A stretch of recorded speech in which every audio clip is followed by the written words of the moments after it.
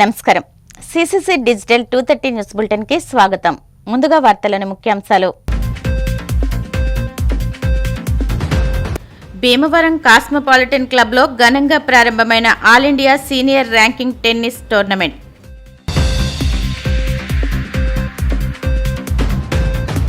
సంక్షేమ పథకాలను కేవలం తమ పార్టీ కార్యకర్తలకే పరిమితం చేస్తున్నారు.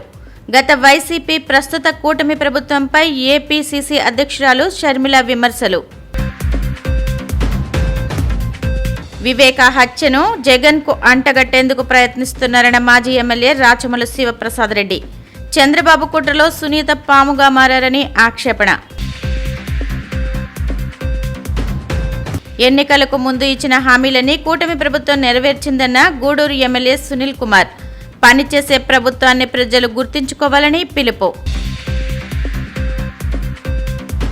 పశ్చిమ గోదావరి జిల్లా భీమవరం కాస్మోపాలిటన్ క్లబ్ ఆధ్వర్యంలో all India senior ranking tennis tournament main పోటీలు సోమవారం సాయంత్రం ప్రారంభమయ్యాయి.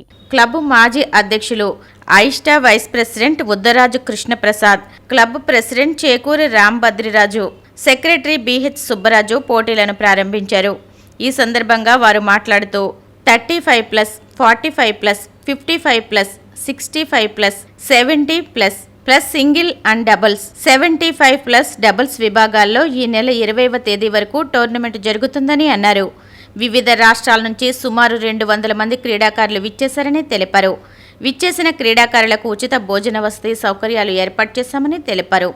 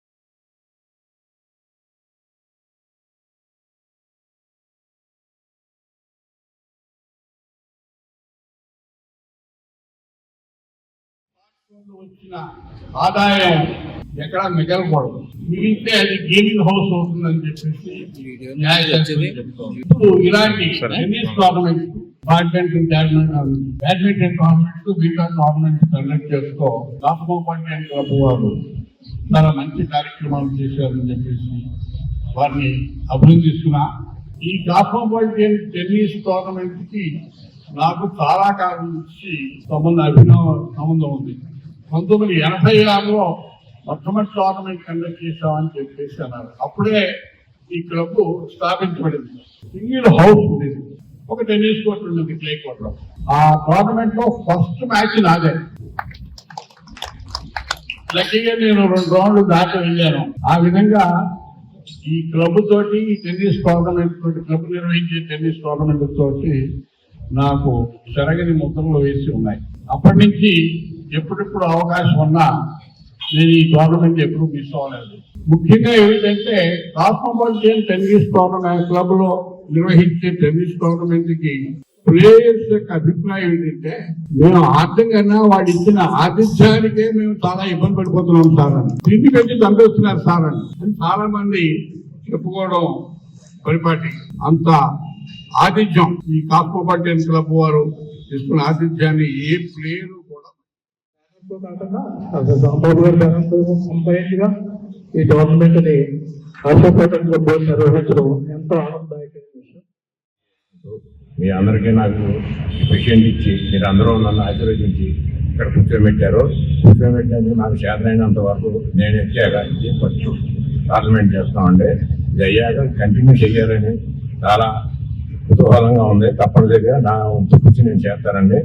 అలాగే క్లబ్ మెంబర్స్ అందరూ కూడా నాకు యాక్టివ్గా ఇచ్చి పేషెంట్ చేసినందుకు మీ అందరికీ ధన్యవాదాలు తెలుపుకుంటూ, ఈ కానికి నేను చేయబోయే పనులు కూడా మీరు అందరూ సహకారం చేస్తారండి నేను ఆశిస్తున్నాను. అలాగే పెద్దలు, ఫౌండర్స్, ఇంతకుముందు చేసిన కమిటీ అందరూ కూడా నాకు సపోర్ట్ చేసి నేను దిగ్విజయంగా చేయాలని నాకు ఆశ ఉంటే నాకు అందరికీ మీరు సపోర్ట్ చేస్తారని ఆశిస్తూ సెలవు తీసుకుంటున్నాను. గత వైసీపీ ప్రభుత్వం పైన, ప్రస్తుత కూటమి ప్రభుత్వం పైన ఏపీసీసీ అధ్యక్షురాలు వైఎస్ షర్మిల తీవ్ర విమర్శలు చేశారు. సంక్షేమ పథకాలను కేవలం తమ పార్టీ కార్యకర్తలకే పరిమితం చేస్తున్నారని, ఇది సరైన పద్ధతి కాదని ఆమె హితవు పలికారు. ప్రజలను ప్రజలుగా చూడాలి తప్ప వారికి పార్టీ రంగు పొలమడం తగదని అన్నారు. మహాత్మా గాంధీ జాతీయ గ్రామీణ ఉపాధి హామీ చట్టం పరిరక్షణ యాత్రలో భాగంగా ఆమె శ్రీకాకుళం జిల్లాలో పర్యటిస్తున్నారు. ఆముదాలవలస నియోజకవర్గం కొర్లకోట గ్రామంలో నిర్వహించిన రచ్చబండ కార్యక్రమంలో ఆమె మాట్లాడారు. రాజశేఖర రెడ్డి గారు 5 సంవత్సరాలే ముఖ్యమంత్రిగా ఉన్నారు. కానీ 5 సంవత్సరాలలో కోట్ల మంది ప్రజల గుండెల్లో స్థానం సంపాదించుకున్న నాయకుడు రాజశేఖర రెడ్డి గారు. అందుకే చనిపోయి ఇన్ని సంవత్సరాలు అయినా కూడా ఇంతమంది రాజశేఖర రెడ్డి బిడ్డ వస్తుంది అని మీరు వచ్చారు అంటే, మరి రాజశేఖర రెడ్డి గారు ఈ రోజు వరకు కూడా మీ గుండెల్లో ఇంకా బ్రతికే ఉన్నట్టే. మరొక్కసారి మీ ప్రేమకు, మీ అభిమానానికి రాజశేఖర రెడ్డి బిడ్డ మనస్ఫూర్తిగా నమస్కరించుకుంటోంది. 5 సంవత్సరాలే ముఖ్యమంత్రిగా ఉన్నారు. కానీ ఏ పథకం రూపొందించినా రాజశేఖర రెడ్డి గారు ప్రజల కోసం ఆలోచన చేసి రూపొందించాడు. ఉచిత విద్యుత్తో మొదలు పెట్టాడు రాజశేఖర రెడ్డి గారు. ఆ తర్వాత రైతులకు ఏ కష్టం వస్తే ఆ కష్టంలో అండగా నిలబడ్డాడు. పెట్టుబడి ధరలు తగ్గించాడు, గిట్టుబాటు ధరను అందించాడు. ఇన్పుట్ సబ్సిడీలు అయితేనేమి, నష్టపరిహారం అయితేనేమి, ఇలా ఎక్కడ అవసరమైతే అక్కడ ప్రత్యక్షమైనట్టుగా రాజశేఖర రెడ్డి గారి సర్కారు ఉండేది. రైతులకు ఎంతో మందికి రుణమాఫీ చేసిన ఘనత కూడా రాజశేఖర రెడ్డి గారికి, కాంగ్రెస్ పార్టీకే దక్కింది. పేదల గురించి కూడా అంతే సమానంగా ఆలోచన చేశాడు రాజశేఖర రెడ్డి గారు. అసలు పేదరికం అన్నది ఒక శాపమని రాజశేఖర రెడ్డి గారు ఎరిగారు కాబట్టే, రాజశేఖర రెడ్డి గారు మనసు పెట్టి ఆలోచన చేశాడు కాబట్టే ప్రతి పథకము, ఆ మనసులో నుంచి పుట్టిన ప్రతి పథకము మంచి పథకమై ప్రజలకు ఉపయోగపడింది. ఎందుకు చెప్తున్నాము అంటే, ఒక పేదవాడి ఇంట్లో జబ్బొస్తే ఆ ఇంటిల్లపాది అప్పుల పాలైపోతుంది కదా అని ఆలోచన చేసిన ఏకైక నాయకుడు రాజశేఖర రెడ్డి గారు. అంతకుముందు ఏ నాయకుడు ఆలోచన చేయలేదు. రాజశేఖర రెడ్డి గారు అప్పుల పాలైపోతుంది కదా కుటుంబం అంతా అని జబ్బొస్తే ఆలోచన చేసి ఆరోగ్యశ్రీ పథకాన్ని తీసుకొస్తే ఎంత మందికి మేలు చేసింది ఆరోగ్యశ్రీ పథకం. పేదవాడు కూడా కార్పొరేట్ ఆసుపత్రికి వెళ్లి ఒక్క పైసా ఖర్చు లేకుండానే ఉచితంగానే పెద్ద పెద్ద ఆపరేషన్లు చేయించుకోగలిగాడు అంటే ఆ ప్రభుత్వానికి, ఆ రాజశేఖర రెడ్డి గారిది ఎంత పెద్ద మనసు అనుకోవాలి. ఆరోగ్యశ్రీ ఊరికే అమలు చేయలేదండి, ఆలోచన లేకుండా పుట్టిన పథకం కాదు.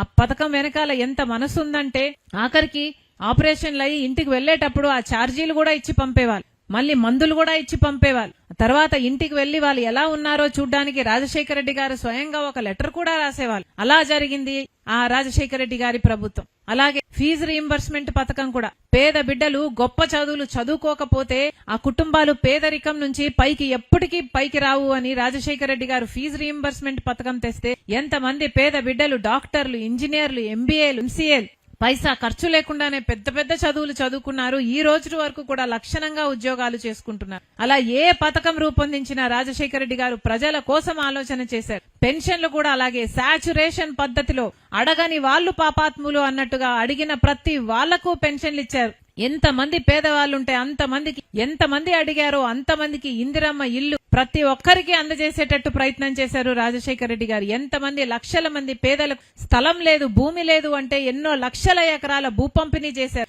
ఇలా మహిళలకు రుణాలైతేనేమి, లేక 108 అయితేనేమి, ఇలా 1 కాదు 2 కాదు, ఏ పథకం చూసినా రాజశేఖర రెడ్డి గారి మనసే కనిపిస్తుంది. అలాంటి ముఖ్యమంత్రి మళ్ళీ వస్తాడా, మళ్ళీ ఉన్నాడా అన్నట్టుగా ఈ రోజు వరకు కూడా ప్రజలు అనుకుంటున్నారు. అంటే ఆ రాజశేఖర రెడ్డి గారు ఎంత గొప్ప నాయకుడో ఆ రాజశేఖర రెడ్డి గారు వెళ్లిపోయేంత వరకు ఎవరికీ అర్థం కాలేదు.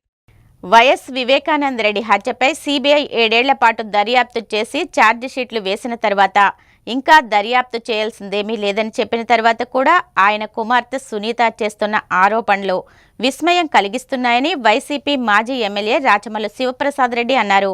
చంద్రబాబు ఆమె మనసులో నాటిన విషబీజమే అందుకు కారణమని చెప్పారు. జగన్ దంపతుల్ని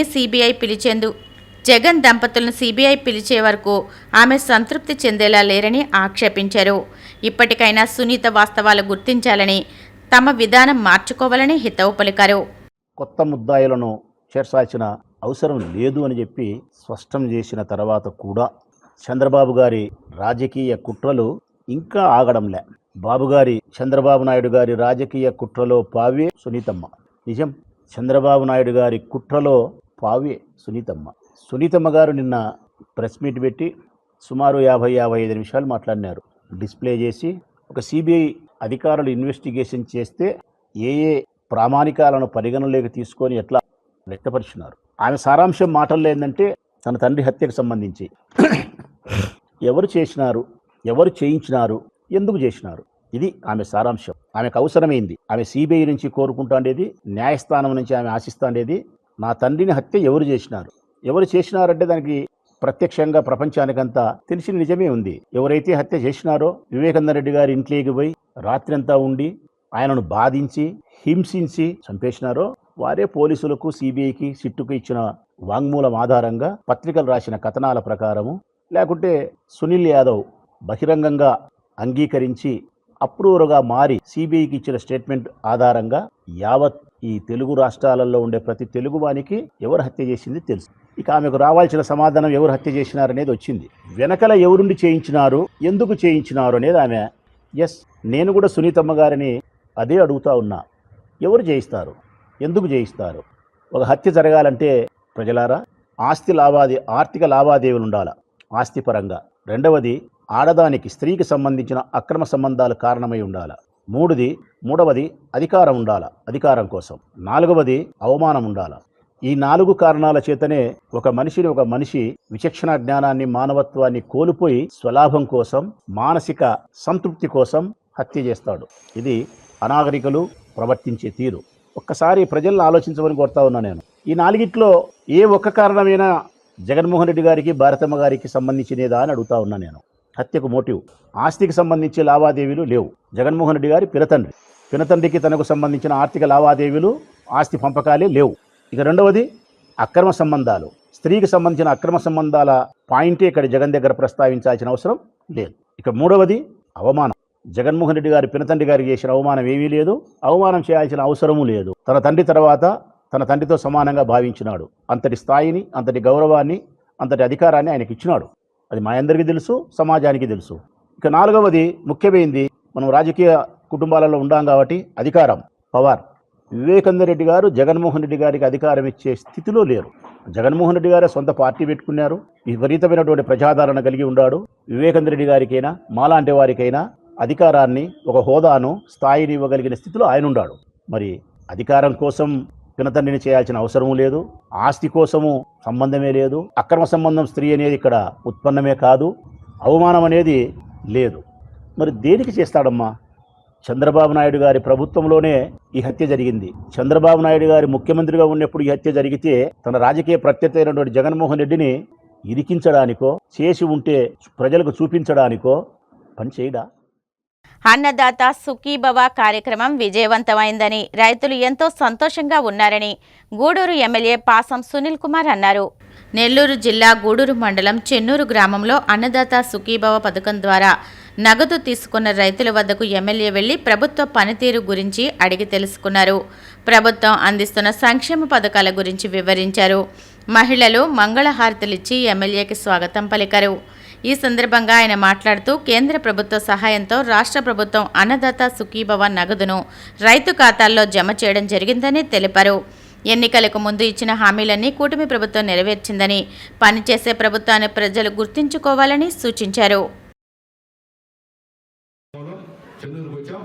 చెందూరులో ఏంటంటే మొత్తం మీద ఈ 307 మంది రైతులకి ఇక్కడ 3 విడతల సంబంధించిన అన్నదాసులకి డబ్బులు పడ్డాయి. మొత్తం 61,34,000 రూపాయలు ఇక్కడ చెందూరులో మా ఏఓ గారు అలాగే మా ఏడీ గారు సహాయ సహకారాలతో జరిగింది. నిజంగా అభినందిస్తున్నాం. అగ్రికల్చర్ డిపార్ట్మెంట్ వాళ్ళు చాలా బ్రహ్మాండంగా చేశారు. ఈరోజు ఇండియా గవర్నమెంట్ రైతులకి మాట ఇచ్చింది, మాట తప్పకుండా ఈరోజు పనిచేస్తుంది. 20,000 రూపాయలు సంవత్సరం లోపల మీ అకౌంట్లో వేసిన గంట కూడా నారా చంద్రబాబు నాయుడు గారు దొరుకుతుందని కూడా గర్వంగా చెప్తున్నాం. ఈరోజు అన్నదాత సుఖీభవ కార్యక్రమం విజయవంతం. ఇది రైతులు నీరాజన పలుకుతున్నారు ఇండియా గవర్నమెంట్కి. ఇదంతా కారణం ఏంటంటే పైన మోడీ గారి ఆశీర్వాదాలు, ఇక్కడ పవన్ గారి మనోధైర్యం అని చెప్పి కూడా మీ అందరికీ కూడా మరొకసారి గుర్తు చేస్తున్నా. అట్లాగే తల్లికి వందనం మీరు చూశారు. అందరూ ప్రతి ఒక్క బిడ్డ ఎంతమంది బిడ్డలుంటే అన్ని 15,000 చేస్తా అన్నాడు. మాట ప్రకారం ఎంతమంది బిడ్డలుంటే అన్ని 15,000 రూపాయలు తల్లుల అకౌంట్లో వేసినటువంటి అంతా కూడా నారా చంద్రబాబు నాయుడు అని చెప్పి నేను తెలియజేస్తున్నాను. అలాగే మహిళలకు ముఖ్యంగా ఉచిత బస్సు చెప్పిన ప్రకారంగా ఈరోజు మహిళలందరూ కూడా ఉచితంగా ఆర్టీసీ బస్సులో ప్రయాణం చేస్తున్నారంటే అది చంద్రబాబు నాయుడు గారు ఇండియా గవర్నమెంట్ యొక్క గొప్పతనం అని చెప్పి నేను తెలియజేస్తూ, నాయకులందరూ కూడా దయచేసి ప్రజలతో బాగుండండి, ప్రజలకి గౌరవం ఇవ్వండి, వాళ్ళ సమస్యని శ్రద్ధగా వినండి. మీరు వినకుండా అన్ని ఎమ్మెల్యే పనులు చేస్తే ఎమ్మెల్యే కూడా అన్ని తనుకోవాలంటే కష్టం. మీ లోకల్లో మీ లీడర్షిప్ ఉంది, ఇక్కడ మీరు లీడర్గా కొనసాగుతున్నారు. కాబట్టి మీకు వీలైనంత వరకు పనులు మీరు చేసే స్థాయి బట్టి చేయండి. మీ స్థాయి మించిపోతే నా దగ్గర రాండి. అంతేకాని ప్రతి చిన్నదానికి ఎమ్మెల్యే పైన తొలిస్తే అది ఇబ్బందికరం పని మీకు కూడా. ఎందుకంటే మీ అందరి దేవాల ఎమ్మెల్యేని అయిపోయినాడు. మీరు దయచేసి ప్రజలకి ముఖ్యంగా యూత్ ఉన్నారు, యూత్తో దగ్గర ఉండి గ్రామాల్లో యువత దగ్గర పెట్టుకోండి, పెద్దవాళ్ళ సలహా తీసుకోండి. సీనియర్ నాయకులు నేను మళ్ళీ తెలియజేస్తున్నాను, పార్టీలోకి ఎంతమంది వచ్చినా పాత వాళ్ళదే చెల్లుబాటు అవుతుంది తప్ప కొత్త వాళ్ళది కాదు కాదు కాదు.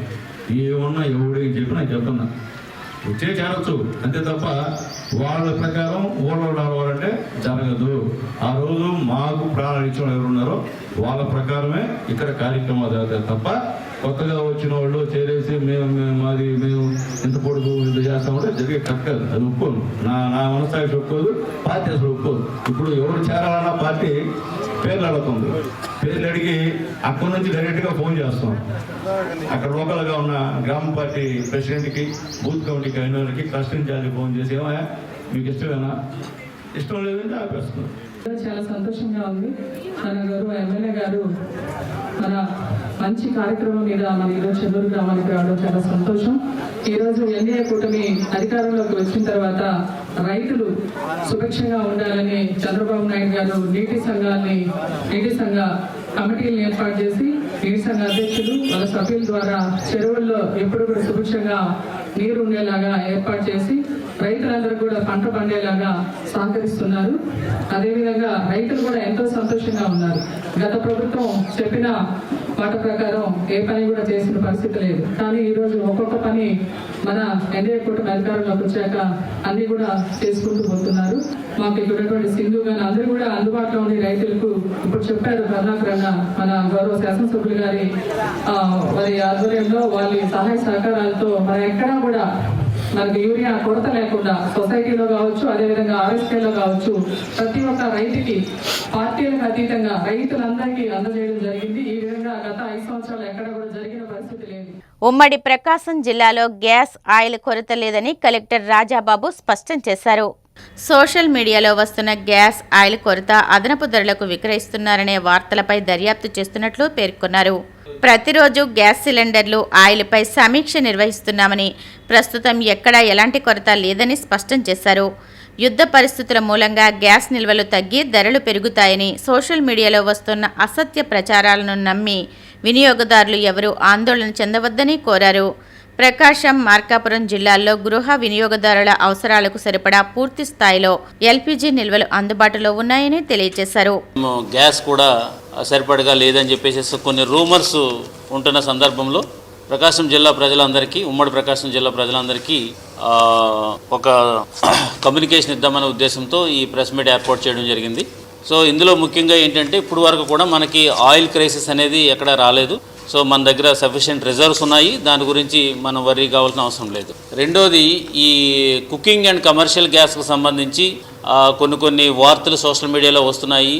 సిలిండర్స్ సరిపోలేదని, తర్వాత అక్కడక్కడ కొంతమంది ఈ గ్యాస్ సిలిండర్స్ హోర్డింగ్ చేస్తున్నారని చెప్పేసి ఇట్లాంటి వార్తలు సోషల్ మీడియాలో అవ్వడం వల్ల సో పబ్లిక్ కూడా చాలా ప్యానిక్ అయ్యి వాళ్ళు ఎక్కువగా బుకింగ్స్ ఎక్కువ చేసుకోవడం, అంటే వాళ్ళ రిక్వైర్మెంట్ని మించి చేసుకోవడం అవన్నీ కూడా జరుగుతున్నాయి. దానివల్ల ఆ రిక్వైర్మెంట్ యాక్చువల్గా డైలీ రిక్వైర్మెంట్ కాకుండా అడిషనల్గా బుక్ చేసుకోవడం వల్ల అది దానికి సరిపడా డెలివరీస్ కూడా ఉండవు, కాబట్టి ఆటోమేటిక్గా ఇంకా గ్యాస్ లేదు, అందుచేత ఇవ్వలేకపోతున్నారు అనేది ఒకలాంటి అపోహ చాలా స్ప్రెడ్ అవుతుంది. సో దాని గురించి మీడియా పరంగా మీ అందరికీ కూడా తెలియజేద్దామనే ఉద్దేశంతో నేను, నాతో పాటు జాయింట్ కలెక్టర్ గారు యాక్చువల్గా ఎవ్రీ డైలీ బేసిస్లో మార్నింగ్ అండ్ ఈవినింగ్ కూడా ఈ గ్యాస్ అండ్ ఆల్సో ఆయిల్కి సంబంధించినటువంటి రిక్వైర్మెంట్స్ అండ్ ఆల్సో ఏజెన్సీస్తో కూడా కంటిన్యూగా టచ్లో ఉన్నారు.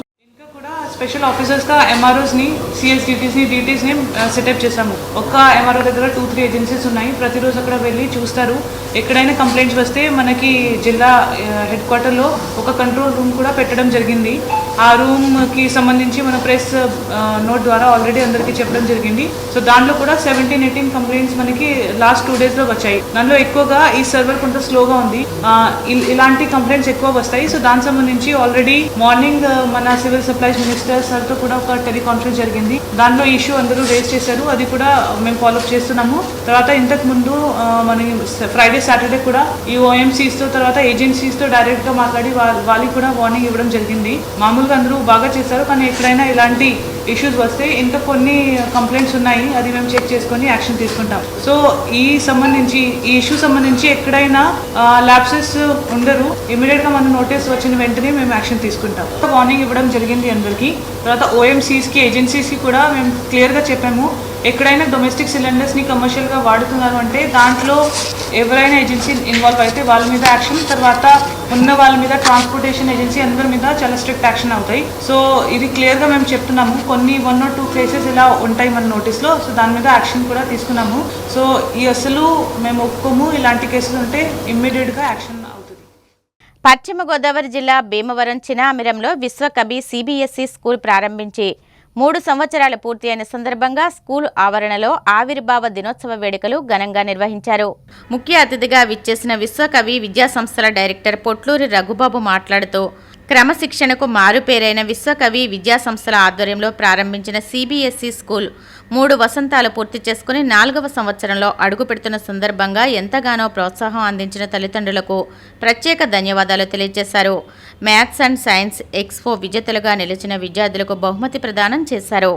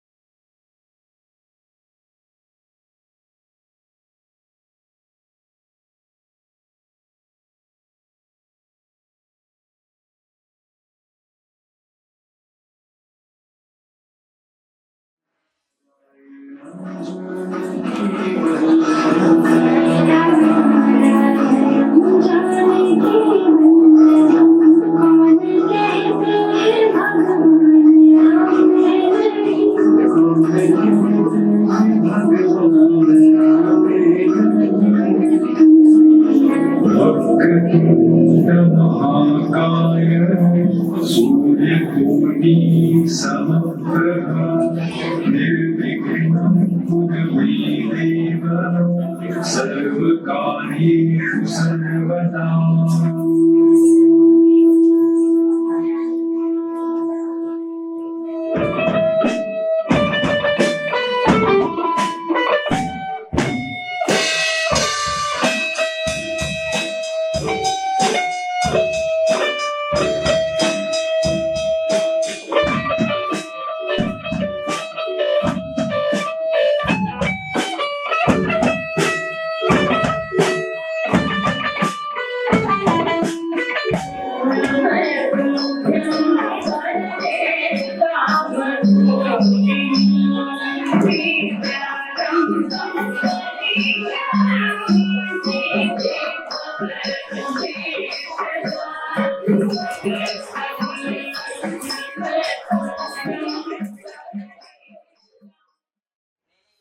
చిన్న కవిత చెప్పబోతున్నాను.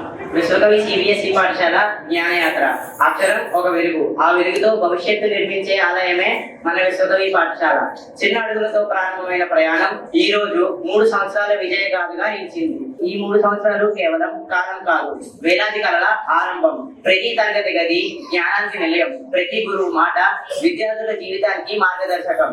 వారి యొక్క దూరదృష్టి, కృషి, అంకిత భావం ఈ పాఠశాలకు బలమైన నక్షత్రాలు వెలిగేలా ఉండాలి. విద్యార్థుల విజయాలు తల్లిదండ్రుల హృదయాలలో సంతోషాన్ని వెలిగించాలి.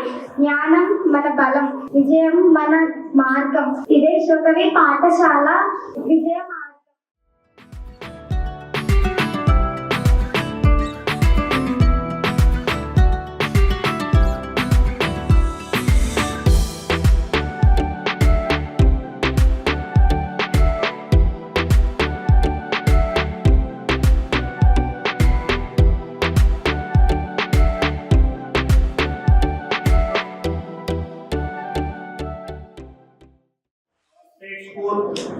It's in 36th year. There is no end for this. It's going on. I am very happy to say, particularly a few children, those who completed already 10th class, they have come here today. That is the reason why I am so emotional. Viswakavi CBSE. What is the difference? What is the difference between our CBSE school and other schools? Many of your parents, after listening about the word Viswakavi, just after listening about the word Viswakavi, they have put you here.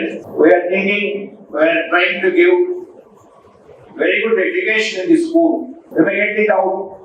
In many schools, many are teaching well. What specially is there in Viswakavi? Some of your seniors, they spoke on the dais.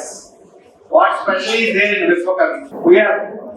Madam, we are committed to do something best for you, not only concerned with education.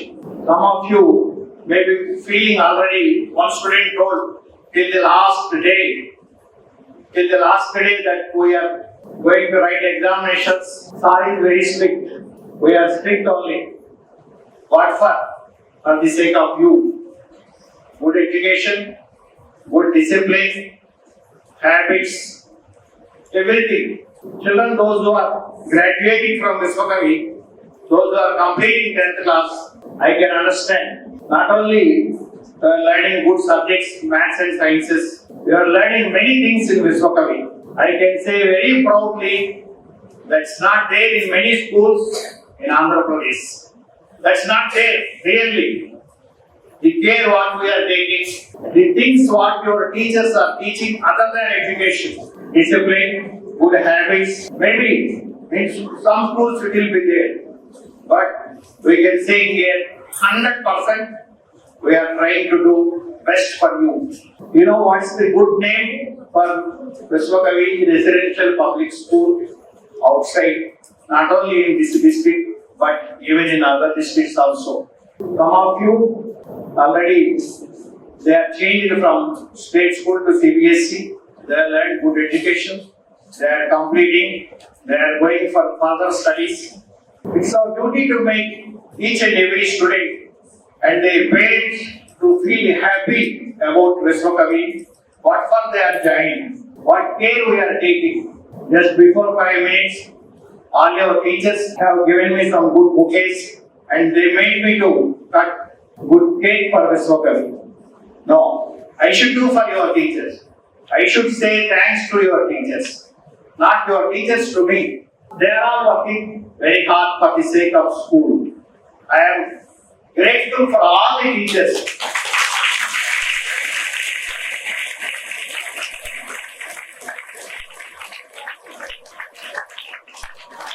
I am grateful for all the teachers, those who are Vishwakavi CBSE school and those who are Vishwakavi residential public school. They are doing really hard work and very much committed for their work and education. They are trying to do that. That's best for you. Eluru జిల్లా భీమడోలు మండల సర్వసభ్య సమావేశం మంగళవారం మండల పరిషత్ సమావేశ మందిరంలో MPP Ramayya అధ్యక్షతన జరిగింది. ఈ సందర్భంగా మండలంలో జరుగుతున్న అభివృద్ధి పనుల పురోగతి, సంక్షేమ పథకాల అమలుపై అధికారులు వివరాలు వెల్లడించగా ప్రజాప్రతినిధులు లేవనెత్తిన సమస్యలకు సమాధానాలు ఇచ్చారు. కొన్ని అంశాలపై వాడి వేడిగా చర్చలు సాగాయి.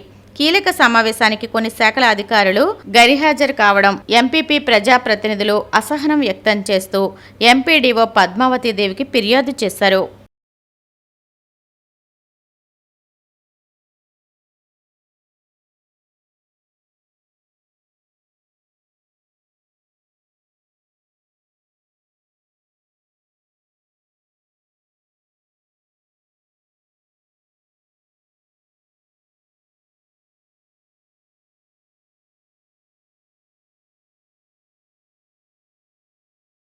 వార్తలు ముగించే ముందు ముఖ్యాంశాలు మరొకసారి.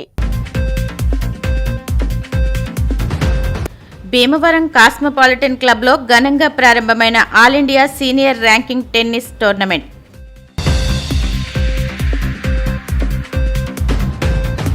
సంక్షేమ పథకాలను కేవలం తమ పార్టీ కార్యకర్తలకే పరిమితం చేస్తున్నారు. గత వైసీపీ ప్రస్తుత కూటమి ప్రభుత్వంపై ఏపీసీసీ అధ్యక్షురాలు షర్మిల విమర్శలు. వివేక హత్యను జగన్కు అంటగట్టేందుకు ప్రయత్నిస్తున్నారన్న మాజీ ఎమ్మెల్యే రాచమల్లు శివప్రసాద్ రెడ్డి. చంద్రబాబు కుట్రలో సునీత పాముగా మారని ఆక్షేపణ. ఎన్నికలకు ముందు ఇచ్చిన హామీలని కూటమి ప్రభుత్వం నెరవేర్చిందన్న గూడూరు ఎమ్మెల్యే సునీల్ కుమార్. పనిచేసే ప్రభుత్వాన్ని ప్రజలు గుర్తించుకోవాలని పిలుపు. ఈనాటి సిసిసి డిజిటల్ 230 న్యూస్ బులెటిన్ ఇంతటితో సమాప్తం. నమస్కారం.